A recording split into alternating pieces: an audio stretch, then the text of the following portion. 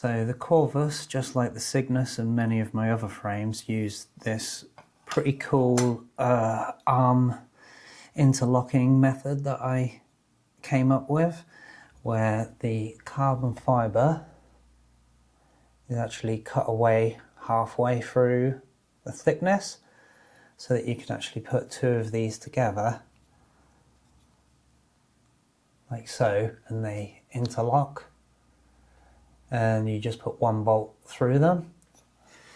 So if I show you on this plate here how the arms would all go together, so those two actually interlock like that, and then you have two at the back that do the same thing, and then these two spines that also extend out in this version to support the prop guards. So you can see here that the two arms come in and interlock in the middle there, so a single bolt going through to support those, and then the two spines butt up against them to create a really rigid structure right in the middle where you need all the stiffness. But before you fit any of the arms or the spines, we've actually got to fit the camera plates to the middle plate, and then we fit the top plate on there like so, and fit the spines inside.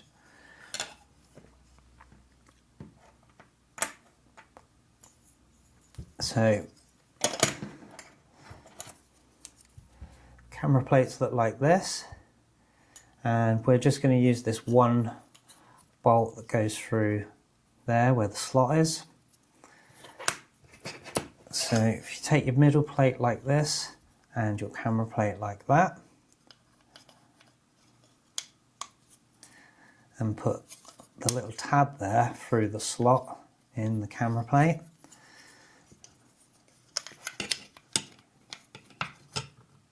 we're then going to take a 20mm standoff and a 6mm button bolt.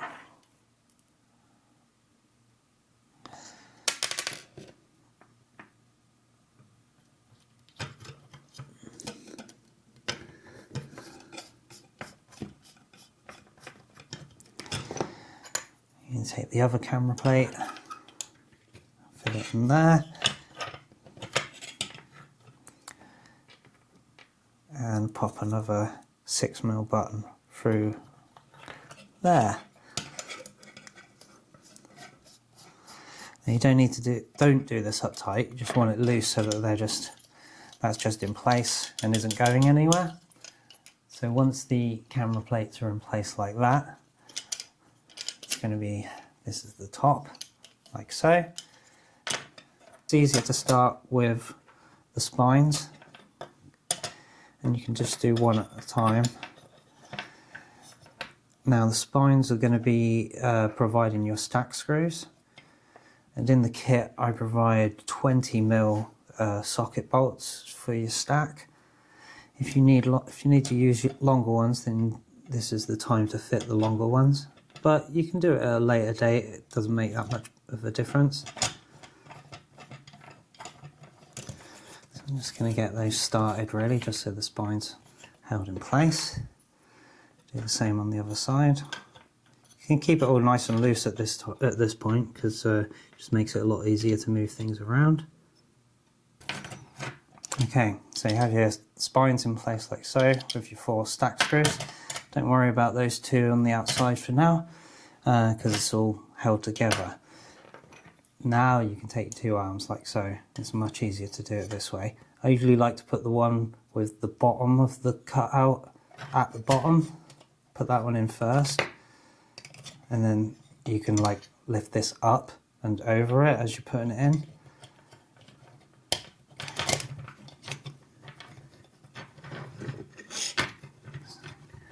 It's quite hard to do on camera, but I think I've got it there.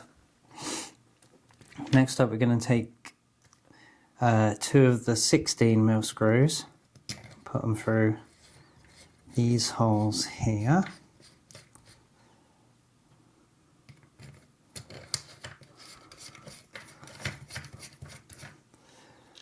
and one of the 12mm screws, or bolts as I should say, through the middle there. So now the two arms are loosely in place. Do the same thing with the rear arms. So yeah, just double check that they're folding over properly.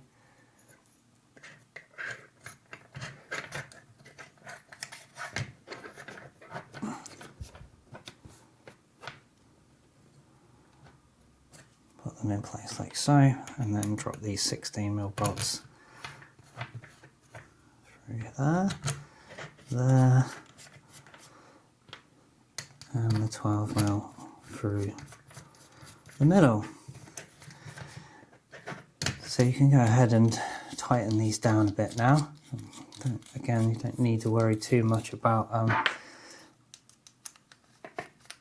it being super tight at this point. So now with the arms in place, you can see obviously I've left these ones out. That's because they are actually fitted from the other side.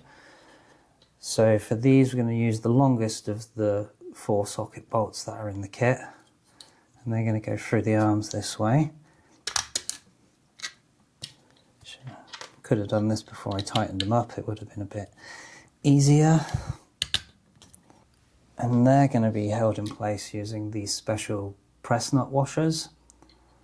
And that's what provides the platform for mounting the camera mount to.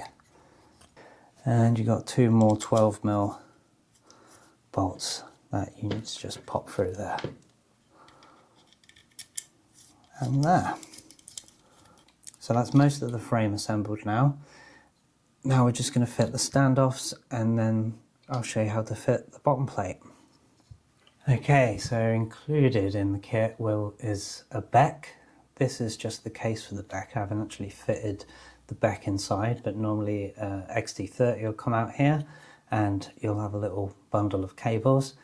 Unravel the cables and pop them through, there's a little hole there. So yeah, poke the cables through there, which will be sticking out the back of this. Poke the cables through there and fit that like so. And then you'll have the cables coming out here ready to just connect to your XT60 connection on your 4-in-1 ESC. Okay, with your 2 bolts through there and coming out the other side, you're going to fit 20mm standoffs. Now, because we're fitting the standoffs there and there's press nuts, you want to tighten up these bolts first.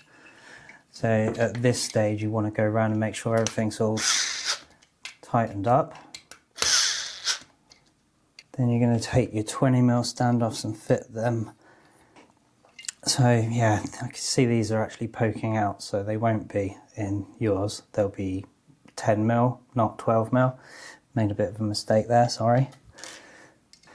The other thing that I'll point out as well, obviously, is I'm showing you how to fit this beck now, but actually you fit the beck after you've fitted your VTX, because you use these bolts to mount it. So you're going to want to mount your VTX first and do most of your build first before fitting this.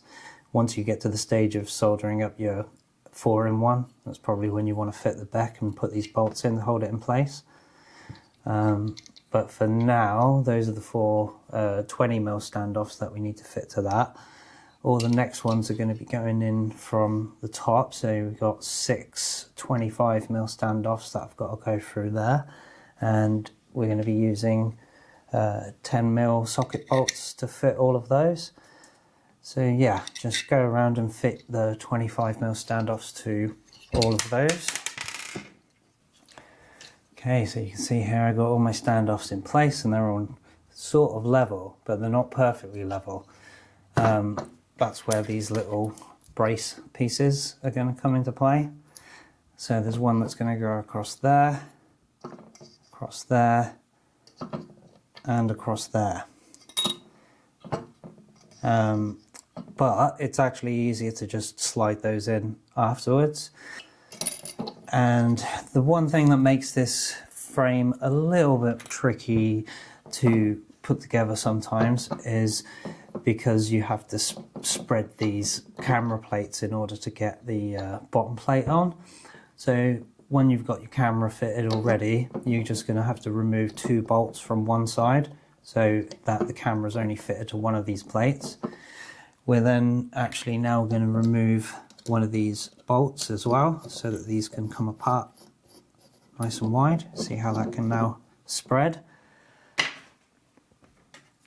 Then we're going to take the bottom plate, and they're both the same way round, there's no countersunk bolts, but you're going to need the tabs and the slots at the front and the big hole at the back.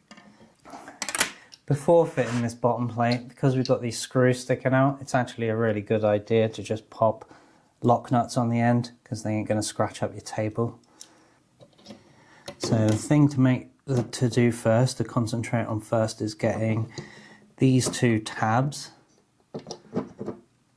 Show you there, the 2 tabs of the camera plate that's sticking up into these 2 slots of the bottom plate. Once you do that and you push it down, these 2 tabs will slot into the slots in the sides of the camera plate. So I'll show you how to do that now.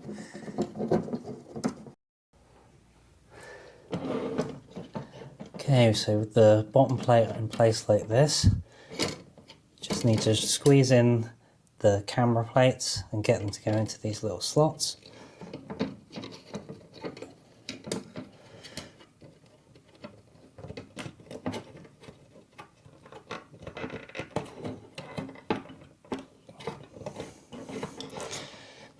Which honestly, I just can't do from this angle. I'm gonna have to pick it up.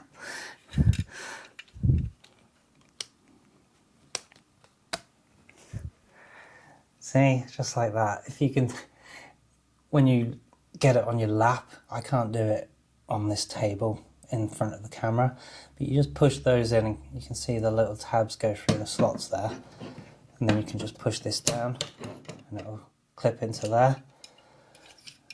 So now the bottom plate is all connected to this. I've effectively finished building the frame, really. All we need to do is put in the extra bolts and of course these brace pieces. So as I said before, it's easier to do this afterwards. So you literally just slot that under there, slot that one underneath there. Then we're going to use this part. Just thickens up the carbon on the bottom because it's going to be holding the battery, so it makes it nice and stiff so there's no vibrations coming through from the battery. So the reason why there are slots here and a cutout on this extra brace on the bottom is for feeding your battery strap through there. You can feed your battery strap through these slots and the battery strap doesn't make this an uneven surface, keeps this all nice and flat. You put two little bits of foam across there and you've got a perfectly flat platform for mounting your battery on. I'll show you what I mean on this one. You can see you can put your battery straps through the frame and then foam there, and it keeps it all flat on the top so you can really hold the battery nice and tight. So the final brace piece we need to add is this curved bit, which matches the curve on the back. And we're going to fit the XT60 TPU mount as well, with a couple of washers and 2 socket bolts. So now you have the XT60 mount in place on the back. That's why the big cutouts there, because your 4-in-1 is going to be in there, and then you just feed the LiPo lead out the back and it holds it in place there, so it's really easy to plug in. Then the only last things to do is 20mm standoff across the bottom there, 20mm standoff across the top there, and of course these 6 socket bolts in the bottom there. So I'm going to go ahead and fit all those now, and I'm going to do this one up as well, so everything's all done up. Okay, so there you have it. There's the HaloRC Corvus all built up, ready for taking apart and actually building into a drone. Because obviously, yeah, you don't put the whole thing together and then build it. You need to build it in stages. But this shows you how all the carbon fiber parts go together. All the rest is how you would normally build a drone. And you should check out the bind and fly version, because I build these up and sell them all ready to go, ready to fly, plug and play, however you want to call it. And yeah, so that's the HaloRC Corvus. The camera mounting system, you use alpha gels or TPU grommets with the universal camera mount, which just fits on like so. And then you get the 0 to 30 degree camera angle with whatever camera you're running on top. So there you have it, the HaloRC Corvus. Enjoy! Laters.